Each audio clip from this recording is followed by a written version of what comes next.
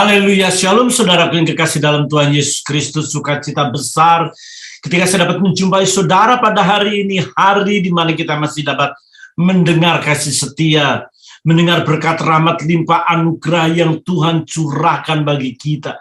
Bagaimana kita masih hidup menikmati kebersamaan dengan orang-orang yang kita kasihi, kebersamaan dengan orang-orang sepelayanan, kebersamaan dengan Tuhan khususnya dalam hidup kita. Namun sebelumnya kita akan mendengarkan kebenaran firman Tuhan. Kita akan berdoa terlebih dahulu. Bapa yang baik, kami bersyukur untuk kasih setia berkat rahmat limpah yang nyata atas kami. Untuk itu ajar kami lebih sungguh-sungguh serius mendekat, melekat kepadamu. Tidak ada satupun yang mampu menjauhkan kami daripadamu, Tuhan. Untuk itu ampunilah segala kesalahan dan dosa kami, bagaimana kami seringkali menyakitkan hati Tuhan. Untuk itu mari berbicara, berkata-kata, kami siap mendengar. Dalam nama Yesus kami sambut kebenaran firman Tuhan. Haleluya. Amin. Saudaraku yang kekasih dalam Tuhan Yesus Kristus, hari ini kita akan belajar dalam satu tema tentang bersaksi di dua alam. Alkitab mencatat dengan jelas sebuah kebenaran yang akan kita renungkan bersama-sama. Yesaya 43 ayat 10 mengatakan kebenaran kepada kita. Kamu inilah saksi-saksiku, demikian firman Tuhan, dan hambaku yang telah kupilih, supaya kamu tahu dan percaya kepadaku, dan mengerti bahwa aku tetap Dia. Sebelum aku, tidak ada Allah dibentuk, dan sesudah aku, tidak akan ada lagi. Saudaraku yang kekasih, konteks dari ayat ini, bagaimana Allah memilih hambanya untuk menyatakan diri bahwa Allah semesta langit, yakni Allah Abraham, Ishak, dan Yakub, Allah di mana Dia tidak akan pernah ada bandingnya. Sebelum Dia dan sesudah Dia, tidak ada Allah lain, tidak ada Allah yang dibentuk bahasanya. Saudaraku perlu tahu dan perlu mengerti bahwa kata saksi ini di dalam bahasa Indonesia, khususnya dalam kamus bahasa Indonesia, memiliki arti adalah orang yang melihat atau mengetahui sendiri suatu peristiwa atau kejadian. Kalau di pengadilan, seorang saksi itu menceritakan apa yang orang lain tidak ketahui, apa yang orang lain tidak lihat. Saksi kunci adalah saksi di mana menyaksikan dan hakim pun tidak melihat apa yang dia lihat. Oleh sebab itu kita akan belajar bagaimana menjadi saksi yang baik bagi Tuhan. Memang tema ini tema yang uzang. Gereja sekarang mempersembahkan tema-tema yang spektakuler, yang membaptis, yang enak di telinga, yang enak di perasaan dan jiwa. Bagaimana unlimited blessing, berkat tanpa batas tercurah buat setiap orang yang mencari Dia. Bagaimana kesembuhan dialirkan, kesembuhan nyata. Dan ada begitu banyak tema-tema yang indah. Bagaimana orang ketika mencintai Tuhan, hidup di dalam kelimpahan. Ada tema-tema praise and worship. Ada tema-tema tentang kedatangan Tuhan. Ada tema-tema tentang menyenangkan keberuntungan bagi setiap orang yang mencari Dia. Kata bersaksi ini sudah lama dan asing kita dengar. Tetapi ingin saya sampaikan kepada saudara, bahwa bersaksi itulah adalah kunci bagaimana kita menyenangkan hati Tuhan. Oleh sebab itu, saudaraku yang kekasih dalam Tuhan, kita harus belajar seperti Ayub, bukan karena kata orang, bukan karena mendengar apa yang orang lain ucapkan, bukan berkata apa yang orang lain lihat.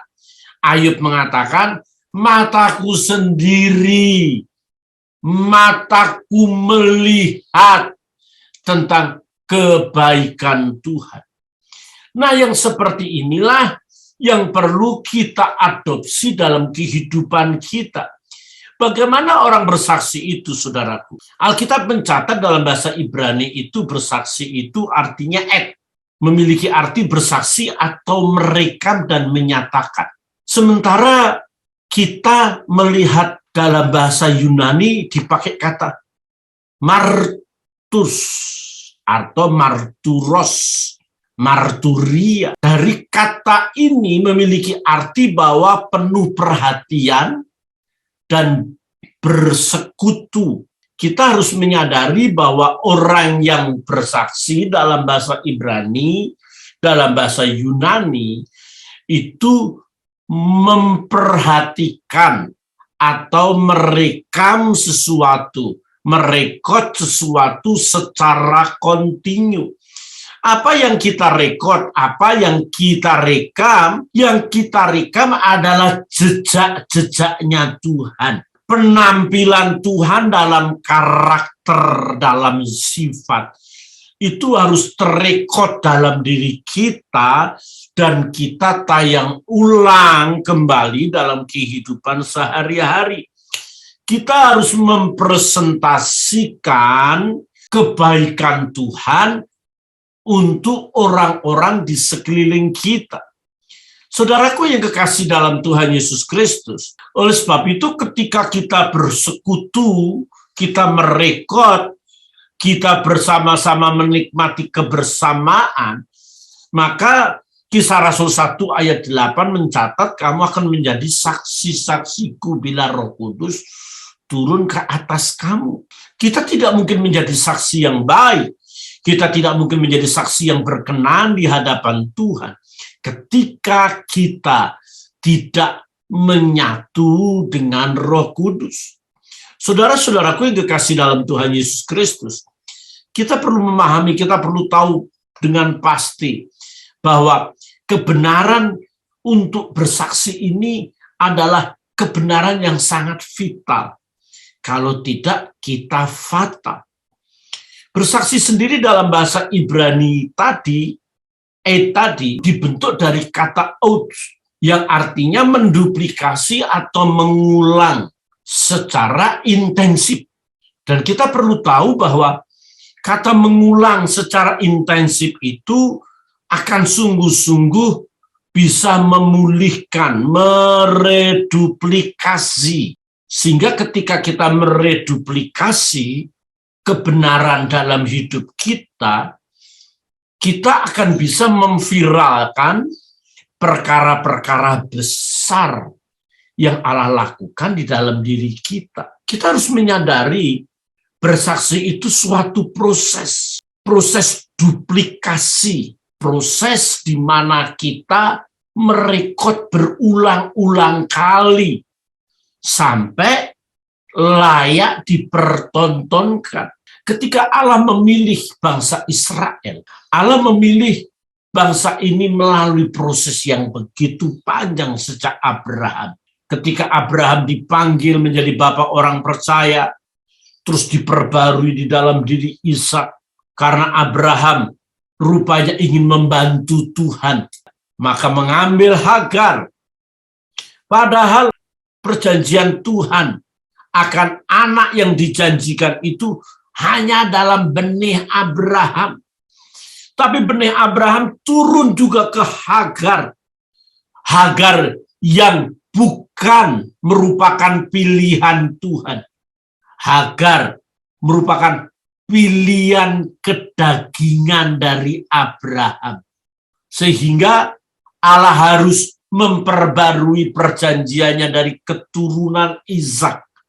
Keturunan Ishak inilah yang akan melahirkan bangsa Israel melalui ke-12 suku bangsa Israel itu.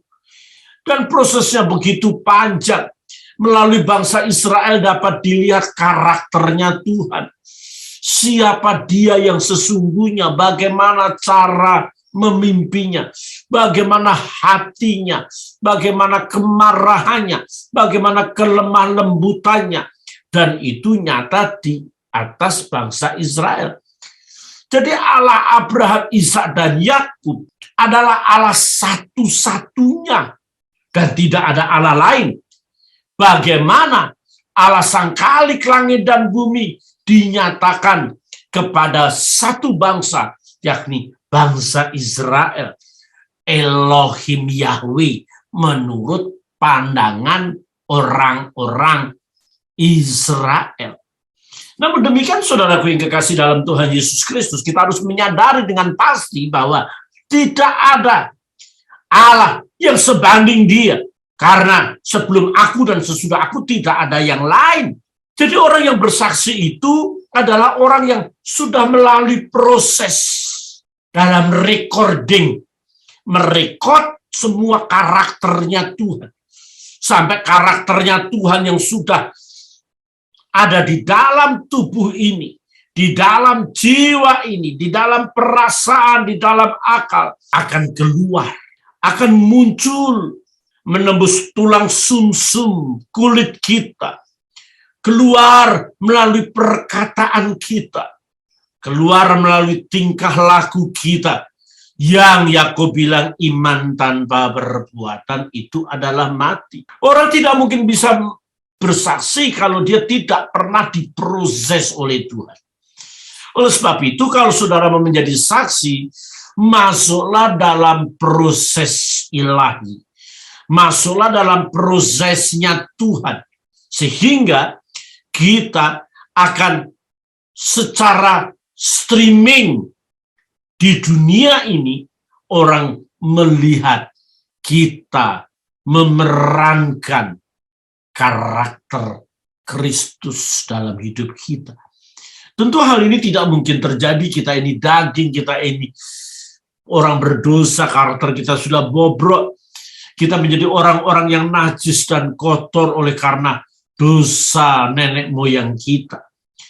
Tentu Alkitab mencatat bahwa Allah memberikan Roh Kudus-Nya di dalam diri kita untuk kita lebih sungguh-sungguh menyatakan kasih Tuhan bagi orang-orang di sekeliling kita. Bersaksi ini penting, saudaraku yang kekasih dalam Tuhan. Kata bersaksi tadi bukan hanya sekedar menduplikasi. Kata bersaksi dalam bahasa Ibrani-nya itu ada di tengah-tengah kata nama Tuhan. Dalam agama Yahudi, tetragrammaton ya, tidak diucapkan dalam doa. Diganti kata Adonai. Wujud tertulisnya kita sebut sebagai Hashem. Hashem itu sang nama, Adonai. Jadi kata Ibrani untuk bersaksi itu ada di tengah-tengah Hashem, yakni sang nama. Ini berarti, saudara, orang yang bisa bersaksi adalah orang yang ada di tengah-tengahnya Tuhan.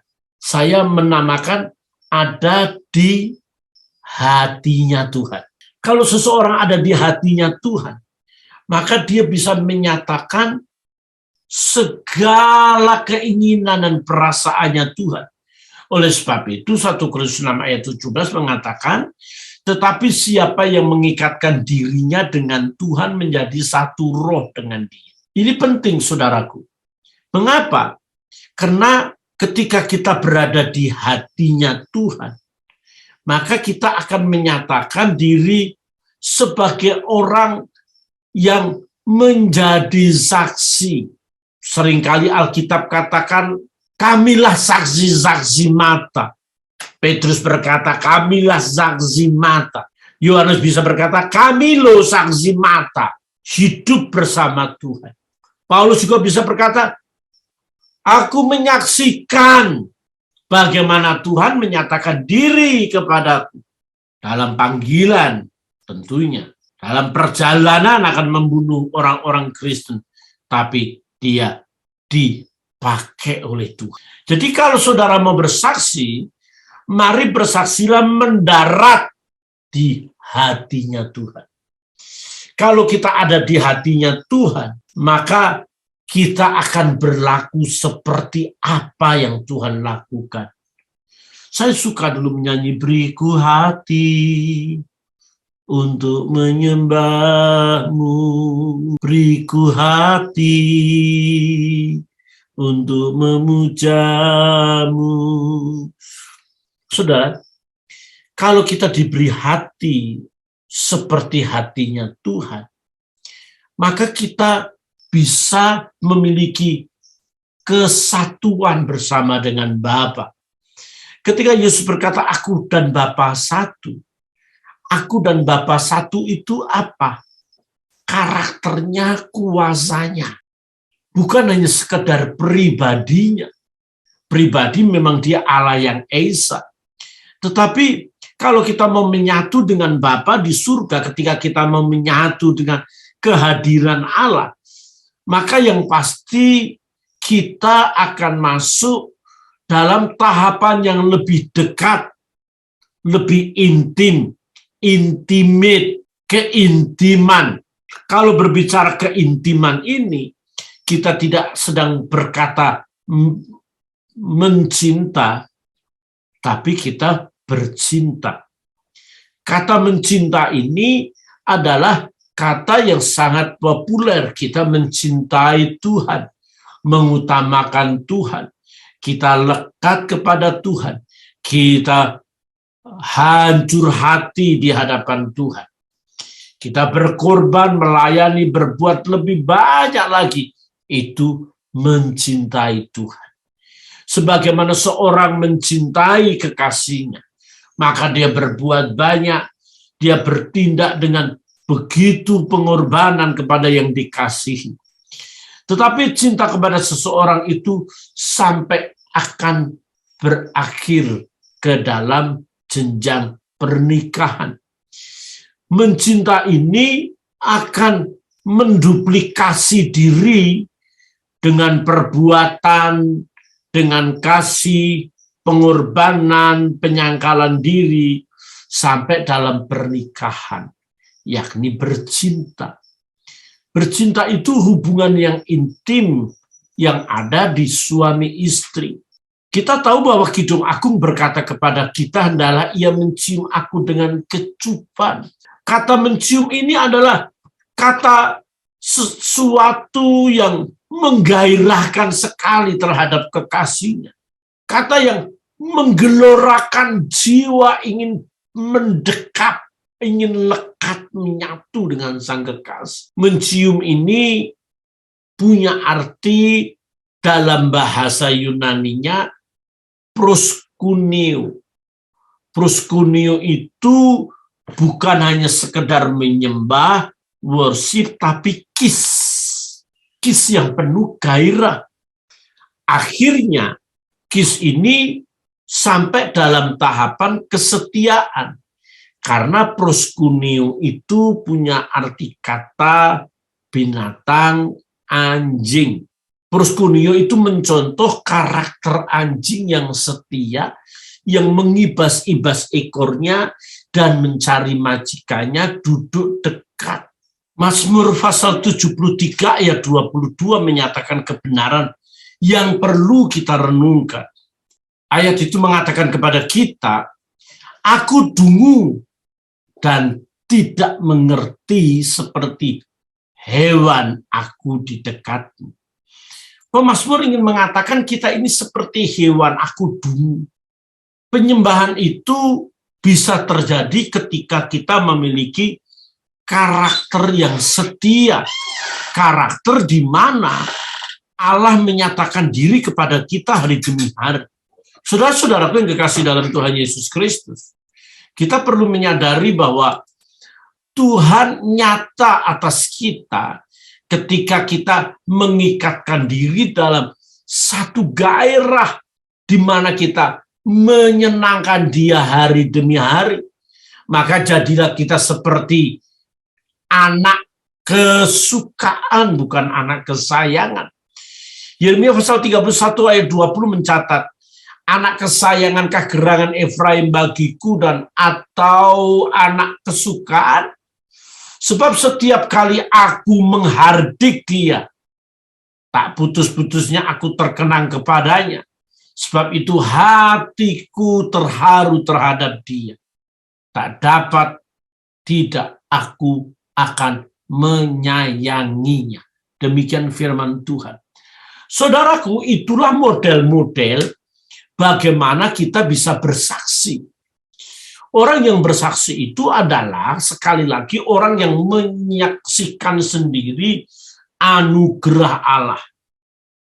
Menyaksikan sendiri, menikmati sendiri. Petrus mengatakan, marilah kita hanya tidak hanya sekedar mencicipi, tetapi kecaplah dan lihatlah betapa baiknya Tuhan.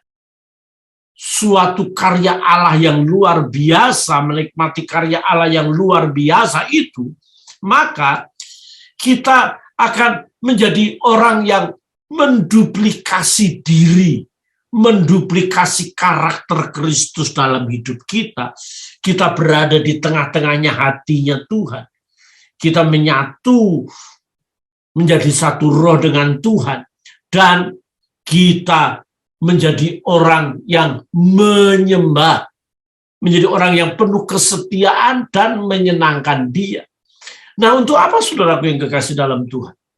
Tentu kita menyadari untuk menjadi saksi. Saksi pertama bukan saksi di dunia fana. Saksi di dunia fana ini memang penting sekali, tapi saksi di alam roh, alam supranatural, dalam bahasa gereja, di dunia rohani, di dunia kerajaan Allah. Ibrani mengatakan kepada kita dengan jelas, ada begitu banyak saksi. Ibrani 12 ayat 1 mengatakan, karena kita mempunyai banyak saksi, bagaikan awan yang mengelilingi kita, marilah kita menanggalkan semua beban dan dosa yang begitu merintangi kita, dan berlomba dengan tekun dalam perlombaan yang diwajibkan bagi kita. Saudaraku yang kekasih, di alam yang berbeda, yang tidak kasat mata, di sana duduk begitu banyak saksi-saksi kita, orang-orang kudusnya yang dipanggil oleh Tuhan, termasuk orang-orang yang sudah dipanggil Tuhan, entah itu suami, istri, anak-anak, gembala, siapapun mereka berkumpul, duduk menjadi saksi bagaikan awan yang mengelilingi kita. Ibarat pertandingan di stadion besar, kita sedang berbuat, kita sedang bertindak, disaksikan mereka, kita sedang melakukan sesuatu, dan terkadang Allah begitu berduka cita, orang-orang kudus di sana begitu sedih melihat kita melakukan kegagalan demi kegagalan, mengingat kita selalu jatuh di dalam kelemahan demi kelemahan. Mungkin mereka bersorak-sorak dan memberikan semangat, ayo tetap setia, ayo tetap tekun, ayo tetap kudus, ayo tetap melaju terus. Mereka menjadi saksi, dan kita bisa bersaksi juga bahwa kita menyatakan diri kita sebagai orang-orang yang diperkenan Tuhan, orang-orang yang terus memilih untuk mengasihi Dia hari demi hari. Sehingga mereka bersorak-sorai bahwa kita tetap hidup dalam kekudusan, tetap hidup dalam kesetiaan, tetap hidup dalam pelayanan. Mau tidak mau, kita menyatakan diri menjadi saksi. Di sana juga ada penghulu-penghulu di udara, ada penguasa-penguasa, ada kuasa kegelapan, ada roh-roh jahat. Mereka Lucifer dan antek-anteknya. Dia menyaksikan dan melihat kita, dan mereka bertepuk tangan ketika kita tidak dapat menjadi saksinya. Kita tidak merekod karakternya Tuhan, tetapi kita merekod karakternya iblis, dan kita memanifestasikan kuasa kegelapan. Jangan heran, sekarang begitu banyak orang jahat, jadi sudah setengah setan 3/4 iblis. Iblis sendiri kalah jahat, karena orang-orang sudah termanifest dengan kuasa yang berlipat-lipat kali ganda. Kalau mereka merekod tentang karakternya iblis hari demi hari, maka terus-menerus dia akan melakukan kejahatan demi kejahatan. Dan hampir tidak ada kebaikan di dalam diri orang itu. Orang itu begitu jahat, orang itu begitu najis, orang itu begitu kotor, orang itu begitu menyakitkan orang lain. Mengapa? Karena mereka menduplikasi karakternya kuasa kegelapan. Yang pertama, kita menjadi saksi. Sehingga ketika Allah berjumpa dengan iblis dalam kitab Ayub, Allah berkata, kau lihatkah hambaku Ayub? Hidup benar nggak? Ya, dia hidup benar. Hidup suci nggak? Ya, dia hidup suci. Ayub dapat menjadi saksi. Ayub bisa diandalkan. Tapi memang iblis licik. Iblis mau melihat segi kelemahan. Mampukah Ayub masih setia? Mampukah Ayub masih beribadah? Kalau anaknya meninggal, kalau rumahnya habis, hartanya hilang. Dan Tuhan ingin menunjukkan, ini hambaku yang bisa bersaksi. Hambaku dalam segala keadaan, dia bisa berkata bahwa aku ini baik. Lakukan apa yang engkau mau, kata Tuhan kepada kuasa kegelapan itu. Dan realitasnya kita melihat, Ayub dibabat habis segala sesuatunya. Oleh sebab itu, saudara yang kekasih, kita melihat Ayub berhasil. Ayub diberkati berlipat kali ganda, bukan? Karena apa? Dia berhasil menjadi saksi di alam supranatural bahwa dia lebih mencondongkan hatinya kepada Tuhan daripada kepada iblis. Daripada dia menolak, daripada dia melawan Tuhan, dia tetap taat kepada Tuhan di saat-saat penderitaan yang ada. Sampai dia bisa berkata bahwa Tuhan itu baik. Saudaraku yang dikasihi dalam Tuhan, mari kita bersaksi di sana. Melalui tingkah laku kita di sini. Perbuatan kita yang natural ini akan menjadi kesukaan pribadi-pribadi yang supranatural itu. Saudara boleh percaya, boleh tidak. Apa yang kita lakukan, kita kerjakan, kita ucapkan, itu terekod di mega digitalnya Tuhan. Dan itu tidak bisa dibohongi, saudara yang dikasihi dalam Tuhan. Kalau kita bersaksi di dunia ini, terutama di Indonesia, kita ada begitu banyak salah. Ada begitu banyak khawatir, ngomong sedikit penistaan. Ngomong sedikit pelecehan agama. Ngomong sedikit hukuman penjara. Saudara, sudah tidak nyaman sekarang. Padahal kita menyatakan kebenaran, memang kebenaran satu-satunya juru selamat Yesus Kristus. Kalau orang bilang agama itu benar semua, agama itu baik semua, ya itu benar buat pemeluknya. Tidak bisa berkata agama saya paling baik dari agama lain. Siapa lo memang Tuhan. Agama paling benar, agama yang paling diperkenan itu agama saya. Agama yang benar itu bukan agama. Yang benar itu adalah kebenaran yang dilakukan di dalam diri seseorang. Agama itu buatan manusia. Mana ada Tuhan beragama? Tuhan model apa yang beragama? Tuhan itu universal untuk semua makhluk hidup. Tidak ada Tuhan beragama.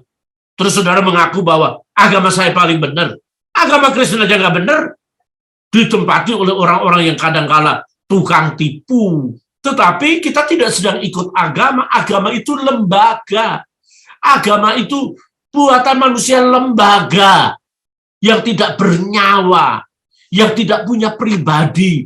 Yang tidak punya kekuatan apa-apa. Namanya juga lembaga. Memang agama menyelamatkan? Enggak menyelamatkan.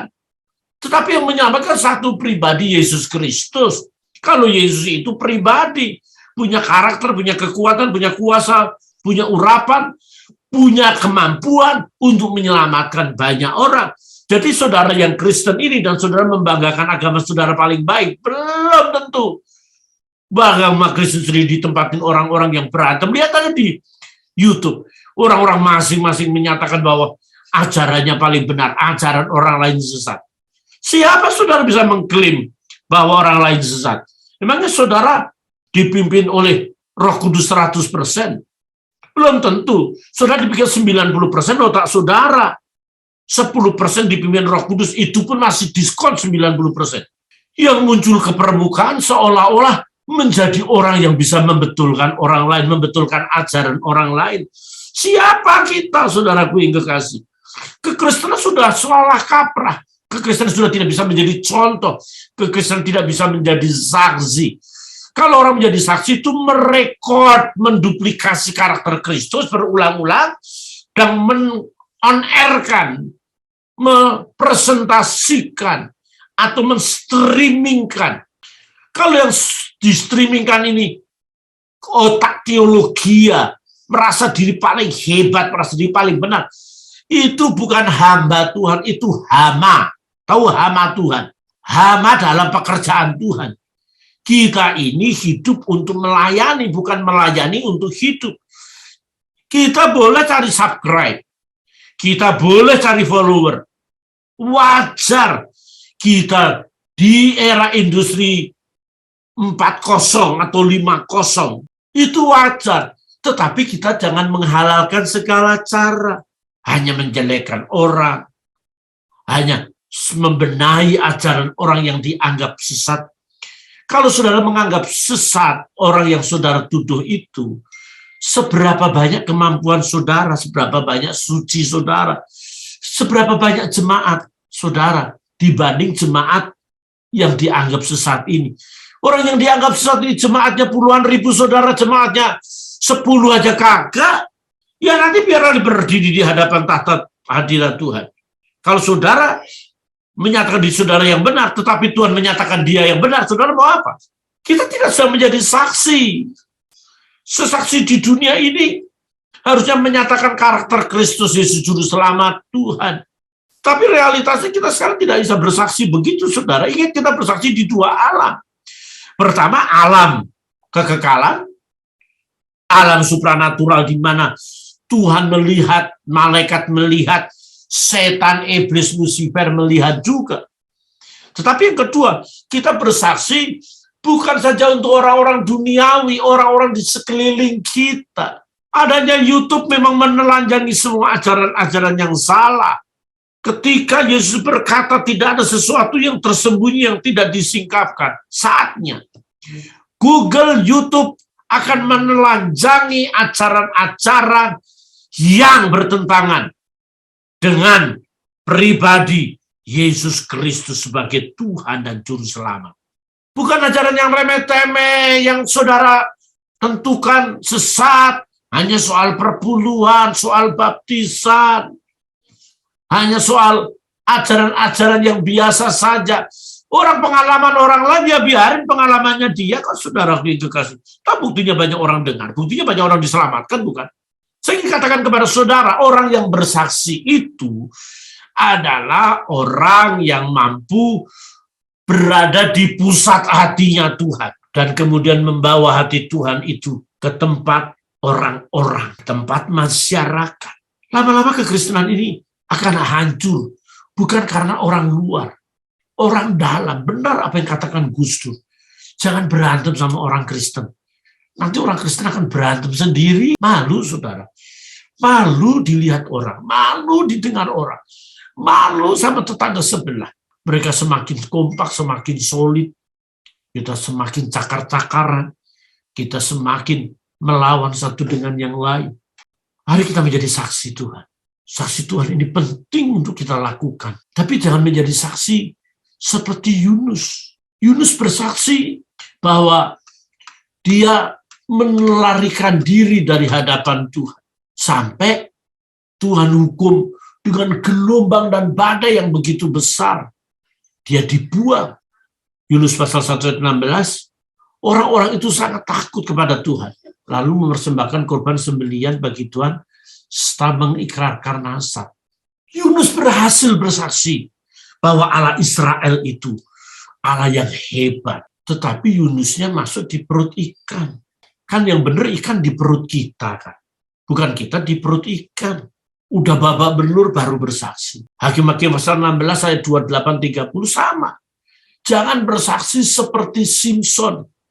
Simpson sudah babak belur, matanya dicungkil, kemudian dia merobohkan Dagon, patung Dagon itu, Baal itu, dan yang mati banyak. Bersaksinya benar nggak? Bersaksi benar, matinya lebih banyak daripada selama hidupnya. Tapi dia sudah babak belur. Berbeda dengan Sadrak, Mesak, Abednego dalam Daniel 3 ayat yang ke-16. Dia mengatakan kepada Raja Nebukadnezar, tidak ada gunanya kami memberi jawab kepada Tuanku dalam hal ini. Ayat 17, jika Allah kami yang kami puja sanggup melepaskan kami, maka ia akan melepaskan kami dari perapian yang menyala-nyala dan dari dalam tanganmu ya Raja. Tetapi seandainya tidak, hendaklah Tuanku mengetahui ya Raja bahwa kami tidak akan memuja dewa Tuanku dan tidak akan menyembah patung emas Tuanku dirikan itu. Maka meluaplah kegeraman Nebukadnezar. Air mukanya berubah terhadap Sadrak, Mesak, dan Abednego, lalu diperintahkannya supaya perapian dibuat 7 kali lebih panas dari yang biasa. Kepada beberapa orang yang sangat kuat dari tentaranya dititahkannya mengikat Sadrak, Mesak, Abednego dan mencampakkan mereka ke dalam perapian yang menyala-nyala. Dalam resiko yang besar, dia masih tetap bersaksi. Dia berani melawan arus. Dia berani menyatakan kebenaran di saat-saat jiwanya terancam. Nah, kalau bersaksi yang seperti ini, Ayub memang diuji. Akhir dari kalimat Ayub dalam penderitaan, mataku sendiri melihat, bukan karena kata orang. Mari saudara, kebenaran ini menjadikan kekuatan kepada kita, dan kita melangkah maju menjadi saksi-saksinya Tuhan Allah yang Esa, Allah Abraham, Isa, dan Yakub itu adalah Allah yang kita sembah. Mari kita menduplikasi karakternya, masuk dalam jantungnya Tuhan, dan kemudian kita bersaksi di alam kekekalan, di alam yang tidak nampak, alam supranatural yang menyaksikan hidup kita. Dan di dunia ini orang juga menyaksikan apa yang kita lihat, kita katakan, kita ucapkan. Kiranya Tuhan memberkati, amin. Mari kita berdoa bersama-sama. Bapa, kami bersyukur kepada Tuhan untuk kebenaran firman Tuhan kali ini. Biar firman-Mu ini mengingatkan kami untuk menjadi saksi-Mu baik di sini maupun di sana. Di mana Engkau berada bertahta dengan penguasa-penguasa apapun di sana. Mereka menyaksikan bahwa hidup kami berkenan kepada Tuhan. Terima kasih Engkau berkati setiap anak-anak-Mu yang mendengar kebenaran firman-Mu Tuhan. Kami memuji Tuhan dan melakukan yang terbaik buat Tuhan. Dalam nama Yesus kami berdoa, haleluya. Amin, amin. Saudaraku yang dikasihi dalam Tuhan Yesus Kristus, sukacita besar ketika saudara mau berkenan subscribe, like, komen. Dan kami akan mengirimkan kebenaran-kebenaran baru untuk setiap saudara sekalian. Kiranya Tuhan berkati, haleluya. Amin.